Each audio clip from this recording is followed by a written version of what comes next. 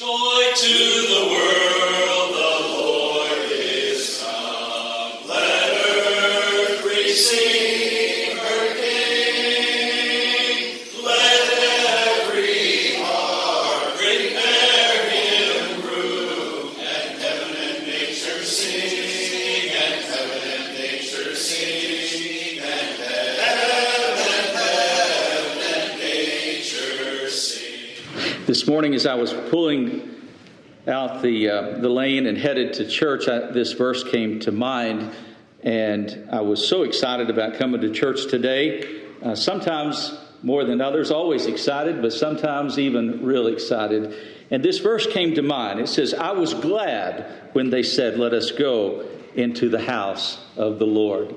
What a blessing it is when we look forward to coming to the house of the Lord to serve the Lord and worship with His people.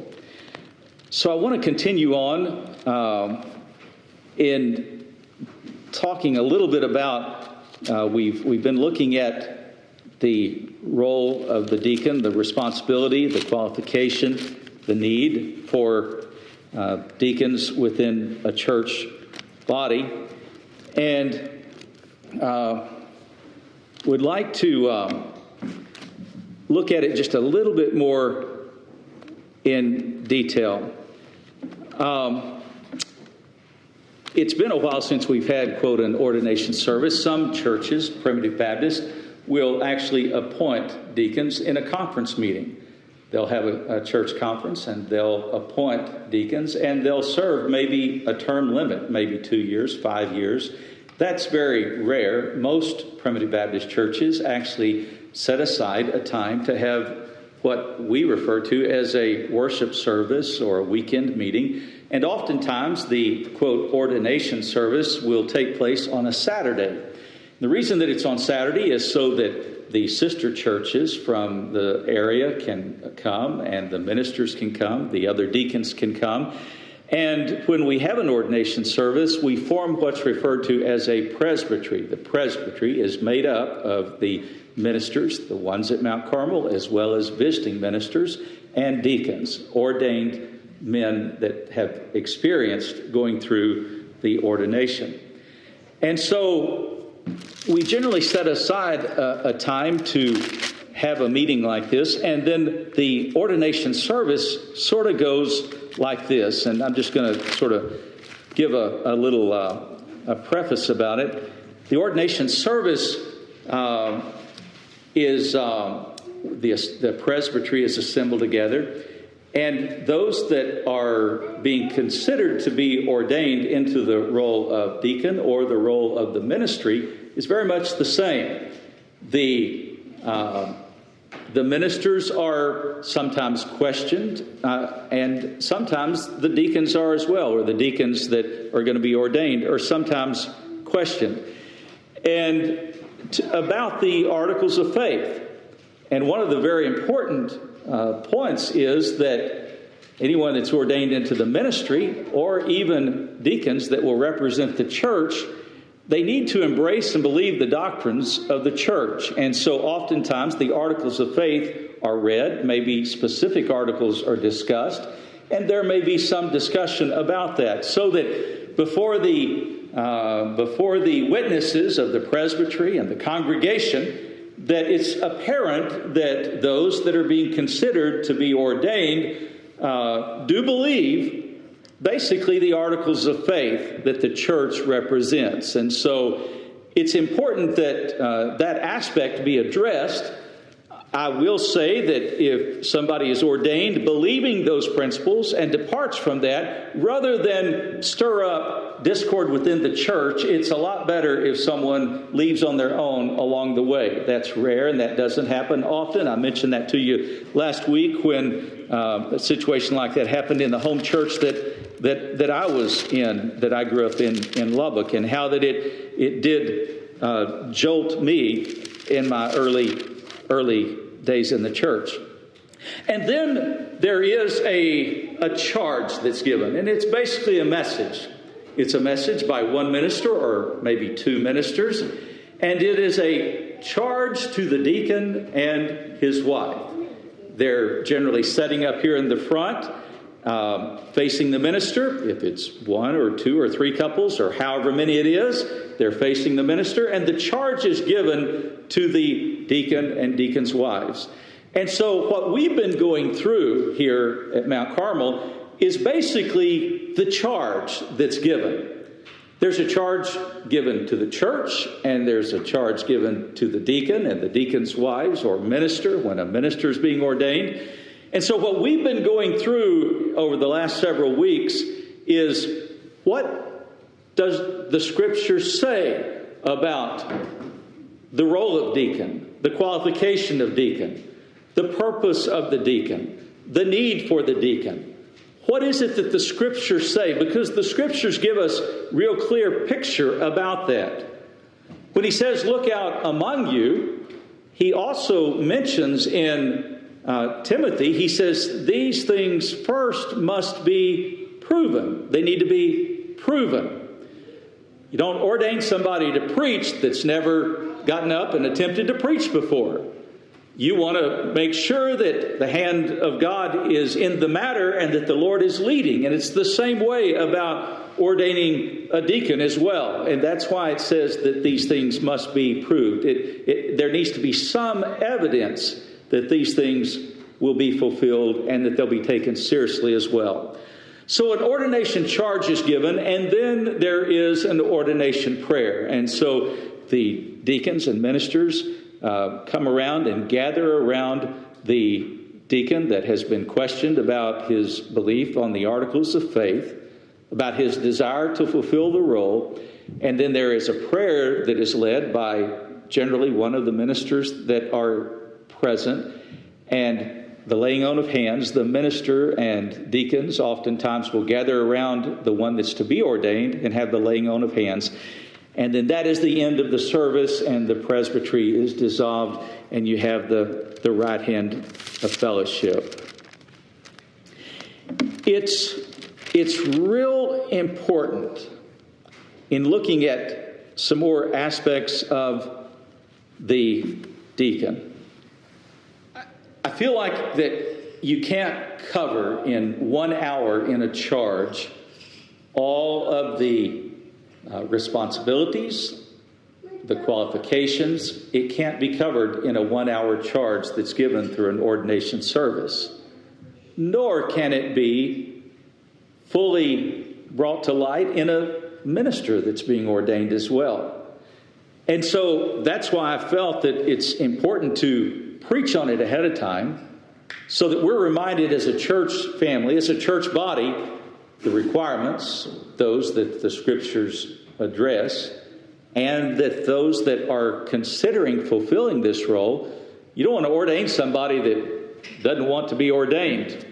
I remember a gentleman that was a member of another church, and had a little church that he came from. It had lots of challenges, and he had served in the role of deacon in this little church that he was attending. And when he came to Mount Carmel, I was thrilled because we also acknowledge the ordination of other primitive Baptist churches. And when he came to the church, I was excited that we were going to have another deacon to serve with us in that capacity.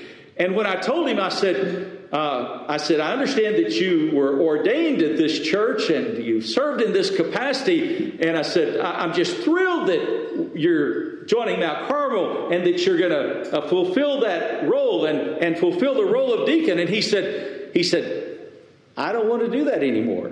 He was just up front. He said, I'm going to be honest with you. He said, I fulfilled that role in the church that I was at, but I'm not interested in pursuing that. And he went on to tell me, he said, if I have to fulfill that role, I'm not going to join the church. So you want to make sure that it's somebody that God has put in their heart to serve. It's a wonderful way to serve. But you want to make sure that you're not ordaining somebody that doesn't have it in their heart to fulfill that role, that's willing to fulfill the role of servant in that capacity, that's willing to minister.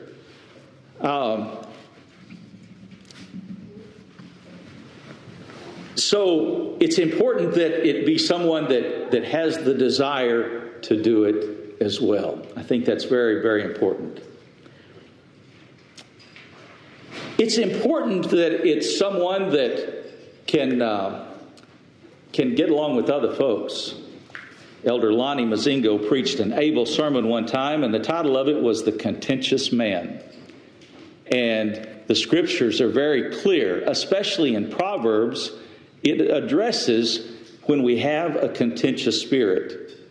There's no place in this role of deacon to have a contentious spirit. There's just no place for that.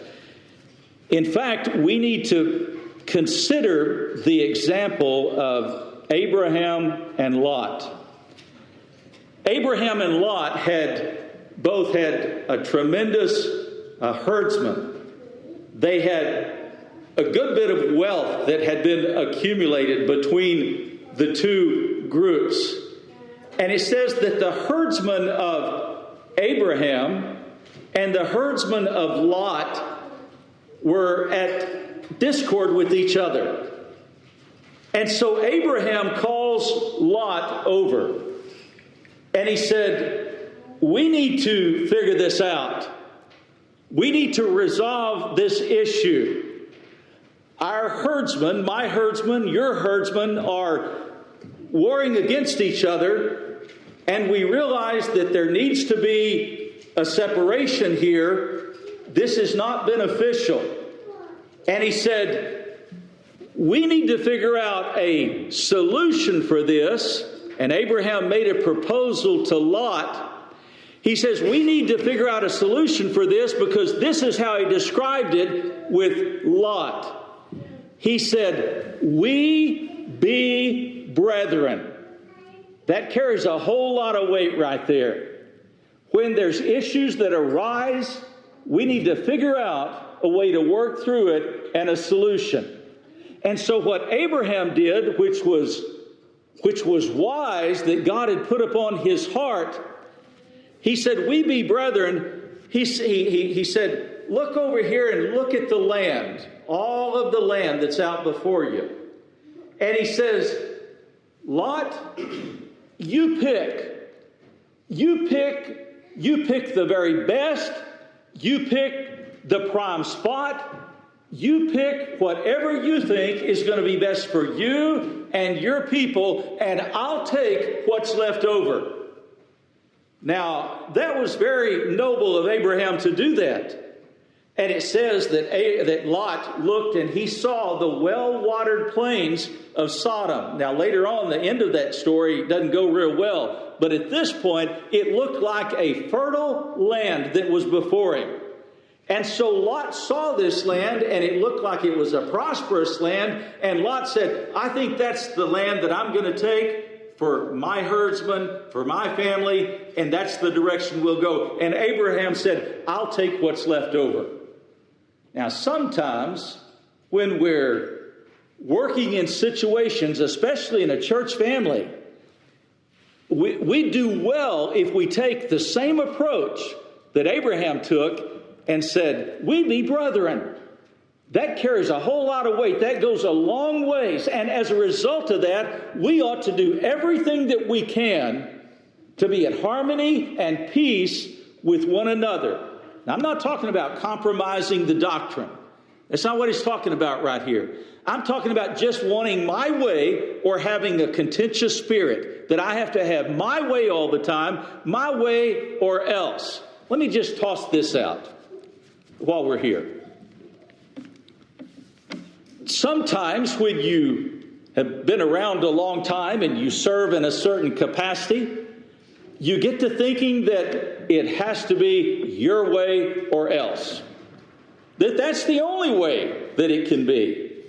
And then when a new generation comes along, I say you, not you, me, I'm talking about myself, might hinder or discourage a newer generation, a younger generation, because they might not do it exactly the same way that I would do it. Do you know what? They might not. It's probably going to be better. It is.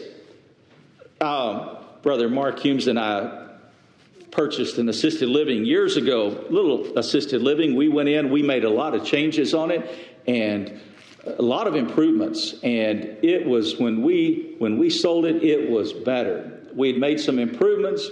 A lot of it we did ourselves. We painted the walls. We did the landscaping. We did all those things. We did it, and it was a lot better. But the gentleman that we sold it to ended up becoming a good friend through the years, and he took it up another notch. He hired a landscaper. He hired an interior decorator. He did things that we couldn't do, and he took it up another notch and made it a lot better. I was thrilled about that, happy about it. And that's how we ought to be with the new generation, the younger folks that are coming on. God blesses everybody with a variety of gifts, a variety of abilities. Here's one that you'll probably, I hope you'll remember it. Poor old Sister Perry. What a blessing Sister Perry was. I think about some of her lessons almost every day. Such a blessing. Lived to be 104 and a half, and such a great blessing. She said, Brother Steve and I went to school with a classmate of mine, and I believe that her name was Grace Hopper. And I've heard Sister Perry tell this story down in North Carolina. She said the unique thing about Grace Hopper was that Grace was born and she didn't have any arms. She wasn't born with arms. That was just the way she was born, and she had no arms. But she said her mother worked with her, others worked with her, and she said, do you know what? She could do everything you could do. She could come to school, and she said, Sister Perry would tell, she said she could use her foot and write on the chalkboard, and she said her handwriting was just as legible as it could possibly be. She said then when cars came out, she even learned how to drive a car with 2 feet. She said, and this is how she'd say it, well, Grace Hopper could do everything you could do, but she could do it better. Well, that's sort of the way it is that we ought to have the mindset with a new generation coming on, that hopefully they can do it the way we do and do it better. That ought to be the mindset that we have. It should be. And we ought to encourage them in that.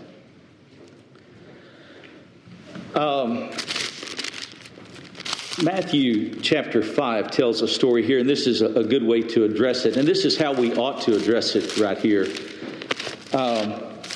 Matthew chapter 5, start with verse 22. We'll start with verse 21. You've heard that it was said by them of old time, thou shalt not kill, and whosoever thou shalt kill will be in danger of judgment. But I say unto you that whosoever is angry with his brother without a cause shall be in danger of judgment. And whosoever shall say to his brother, Raka, or call him worthless, basically is the interpretation of that, shall be in danger of the council. But whosoever shall say, thou fool, shall be in danger of hellfire. Basically, he's just saying right here that if you don't love your brother and put it in practice, and especially your brothers in Christ, then you're in danger of the judgment of God. And here's what he says.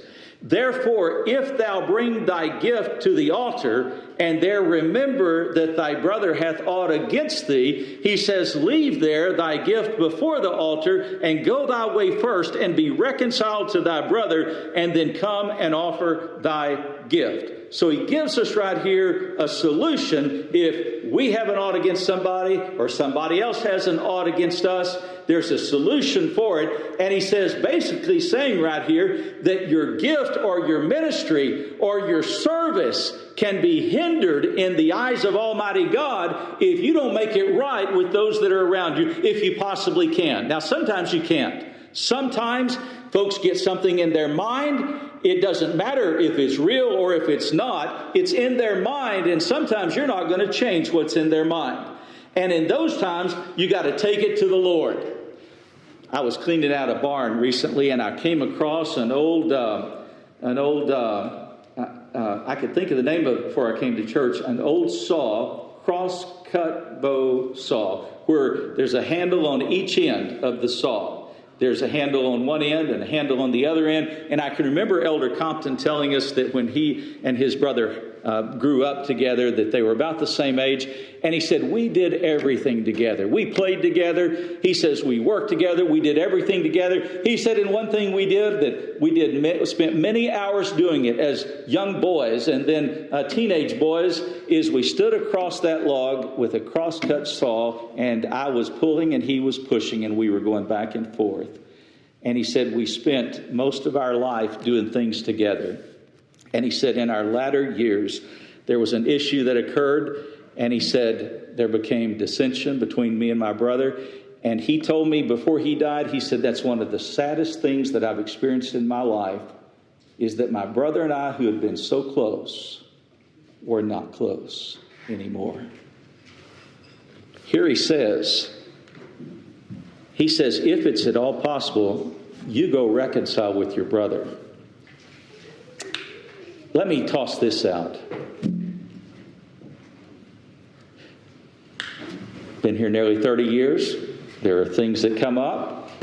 If I find out that somebody's got an ought against me, the first thing I try to do, if I know about it, is go to that brother. Immediate, or sister, primarily brothers. But if I find out that there is ill feelings or an issue, the first thing I try to do is go to that brother and address it. Because I believe this verse right here, that my ministry will be hindered if I don't do it. And I'll tell you something else that I've experienced. In the early days, I would think that sometimes things would just go away. I've learned that sometimes Satan uses that as an opportunity to make things bigger.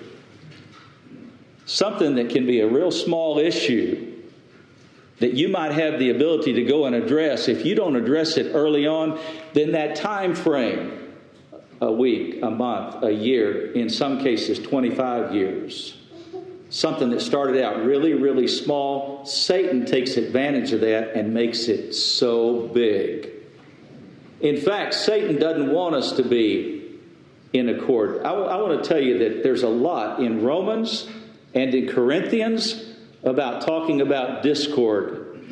In fact, in Proverbs chapter 6, it says there's 6 things that the Lord hates, yea, 7, and you can go right down the list. I believe it's Proverbs chapter 6. And he mentions a lying tongue. He mentions a whole lot of things in this chapter right here. But he said there's 6 things the Lord hates. Yea, 7 are an abomination. And the 7th one is, he that soweth discord among the brethren. There's no place for that in the church. The church needs to be a place that God's people can come together and worship the Lord in harmony, in unity, that they can feast on the still waters and the green pastures. God's little children need to be able, the young children need to have a place that they can come to and they can feast on the things of God, and they don't need to hear contention and dissension and discord. That's not honoring to God in any respect. I had a minister that told this story one time.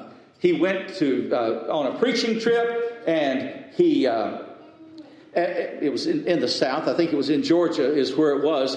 And this family that he was staying with, it was a deacon and his wife that he was staying with. And he said that, older deacon and his wife, and he said that as he was passing down the lane, they lived out in the country. He said, my son and daughter-in-law live over here, and they have 3 children, and you'll see them tonight at church. He went a little bit further and he said, my daughter and her husband and grandchildren live over here, and you'll see them tonight at church. And as they went down the road, he mentioned 5 different children that he had, and each one of them, he said, you'll see them tonight at church, and you'll see their grandchildren, or my grandchildren as well. The minister asked him, I know the minister well. The story is, I believe, as accurate as it can be. He said, the minister pull the car off the side of the road? And he said to him, how did you do it? How did you do it that you've got 5 children and their spouses and their children, your grandchildren? And how is it that you're going to see all of them at church tonight? How did you do it? He says, well, I'll tell you one thing that we didn't do. One thing that we never did in our home. We never had roast preacher and fried deacon for supper. We didn't discuss issues and dissension among our family. We tried to work through it, but we didn't dwell on it, nor did we pass that to our children. And did you know that that's the way we ought to be in the house of the Lord? It is. It ought to be a place that people can come to and rejoice in the things of God. And our families ought to be that way as well. And I believe that's probably one of the reasons that he says as a qualification of a deacon that he rule his family well. If you go through and look at those qualifications, it's interesting right here. He says you rule your family well. And he also says that you be of a good report within. It's one thing to come to church and when you're around your brothers and sisters in Christ for 2 hours. But it's another thing when you're back at home. And it's another thing when you're at work. And what he's saying right here is your witness needs to match. As we mentioned the brother last week, that no matter where you went, you'd get the same report. Brother Orris Jackson, in the community, within his family, any place you went, the same testimony bore witness that he had in the church. And that's what he's saying right here. He says it ought to be the same. Ought to be the same. So the next item that I think is real important. Sister Annabelle, one day your dad called me and he said, I don't have a lot of folks tell me what they want me to preach on. Brother Andrew's not the norm in that respect. I mean, if he's thinking something, he'll tell you. He called me and he said, I want you to preach on spiritual gifts. I want to know what the scriptures have to say about spiritual gifts. Now, he's preaching on it himself and encouraging other people. But Romans chapter 12, you can go there and read it yourself. And 1 Corinthians chapter 12. And by the way, back to Proverbs, it gives us a real good instruction on the mindset to have. I believe that it ought to be I think it'd be a blessing and ought to be a requirement for the deacons that are to be ordained to go through and read all of the 31 chapters of Proverbs. It will be most helpful. It'll tell you how to think, the proper way to think and to work with other people. All the 31 chapters of Proverbs. So in Romans and in Corinthians, it talks about the diversity or the variety of spiritual gifts that the Lord's people have. Now, this is not just isolated to deacons. It's not just isolated to ministers.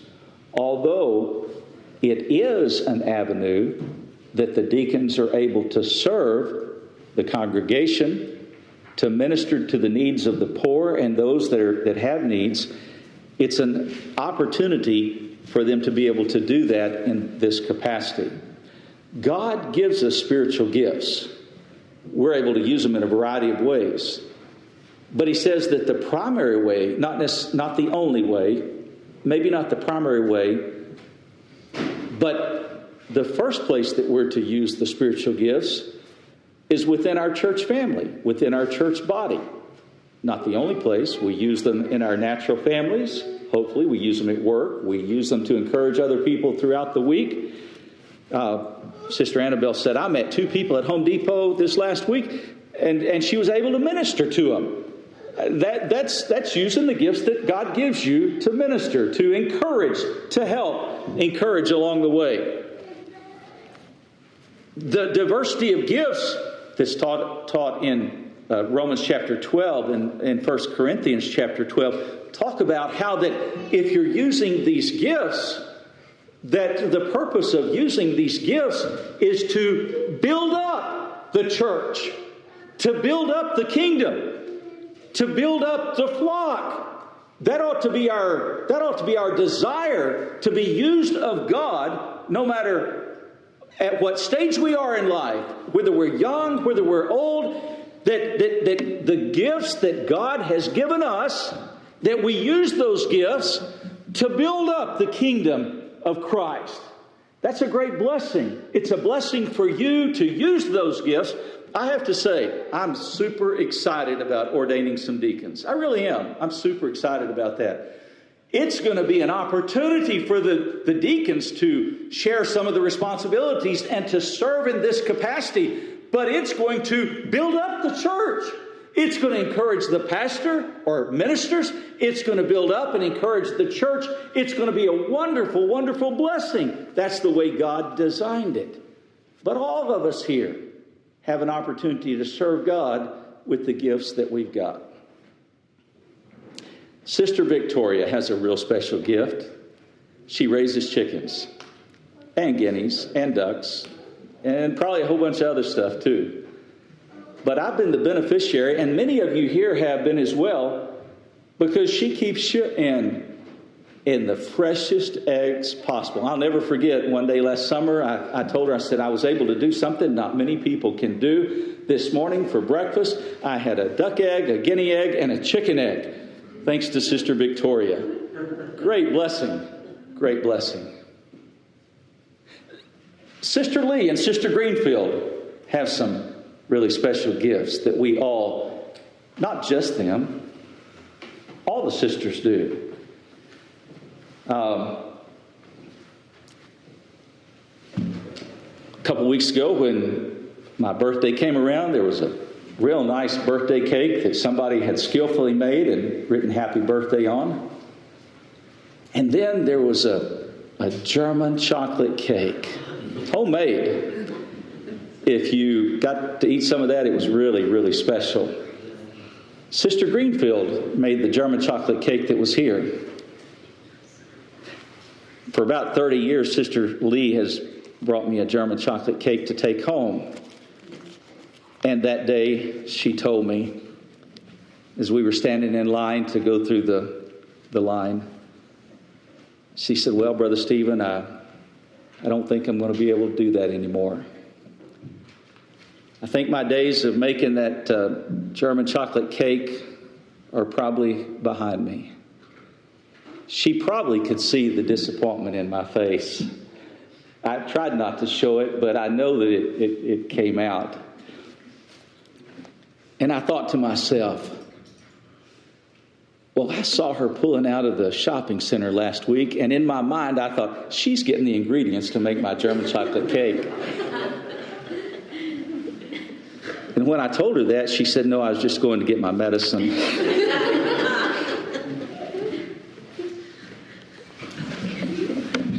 So I was kind of disappointed. No pressure, Sister Lee. But then before I get in the car, her son comes up and he says, could you unlock the car? Said, Mom's got something she wants to put in there. She was just playing with me. There was a German chocolate cake. So I had one for church and I had one for the house. And I'm probably going to be a diabetic, but it's okay. So I was so thrilled when I found out she's still able to make German chocolate cakes. That's a gift. That's a blessing. Susan, Miss Susan, one of her special gifts was that she made chocolate chip cookies, homemade chocolate chip cookies for every visiting minister that came. They would leave with a big can of chocolate chip cookies. That was Susan's ministry. She also would take pictures. Mark and Chrissy got her a new camera, and she'd take pictures of folks when they joined the church or young people when they'd have babies, and she would send those pictures to them. That was a ministry that Susan had. It's a diversity. And that's what makes it so neat and so special. Your gift or gifts is completely different from the person that's sitting next to you. They're not always the same. But every single person that God touches, He blesses them with these special, special gifts. And He says, now I'm giving you a church family to use those gifts. Now, I'll tell you, if you don't have an atmosphere that God's people can use the gifts, they'll go somewhere where they can. They will. God's people need to be able to use the gifts that God's given them to encourage and help and serve others. And did you know that when you're using those gifts, when you're using the gifts that God's given you, did you know you're blessing others, plus you're going to be blessed? One of the things I miss so much, I miss it so much. I wish there was a way we could figure out. I miss this time of the year when we would go to Citizens Nursing Home. I mean, how many went with us to Citizens? I mean, wasn't that a blessing? It was a blessing to those poor old people. We'd take poinsettias to those that had no family and give them the poinsettias, sing hymns to them. That was a special time. I miss that so much. I wish they'd make an exception for us, that we could just go do that again, because it's such a blessing and encouragement. When you're using the spiritual gifts that you have, you're blessed in using them. The people that you're using them with are blessed, and then God is pleased. So you're blessed three different ways. You're blessing others, God is pleased, He's blessing you as well. So, the last thing that I'll mention, it says in 1 Timothy, he says that these things need to be proved. And I've thought about that. It says that there needs to be some evidence of these things. It says, let these things be first proved. Now, it's talking about the demeanor. That's very important. But also, I believe it's talking about knowing some of the things that need to be done, some of the responsibilities, and visiting the sick, encouraging the Lord's people. So, over the next few months, Lord willing, we're going to give some folks that might meet these qualifications some opportunity to be aware of some of the needs of the church, some of the needs of the church body, of the building itself, some of the roles and responsibilities of deacon, of visiting the sick, encouraging other people, and they'll be blessed in so doing, and it won't be something that's foreign to them when we ask for them to serve in that capacity. So the scriptures are clear on the qualifications, on the needs. We looked at Acts chapter 6, the responsibilities. And if we follow that, I believe that the church itself will be blessed. The church will prosper. I believe the church will grow. I believe it'll be a blessing to one another. I believe that God has provided it. He's provided a very simple pattern for the New Testament church. Singing, praying, preaching.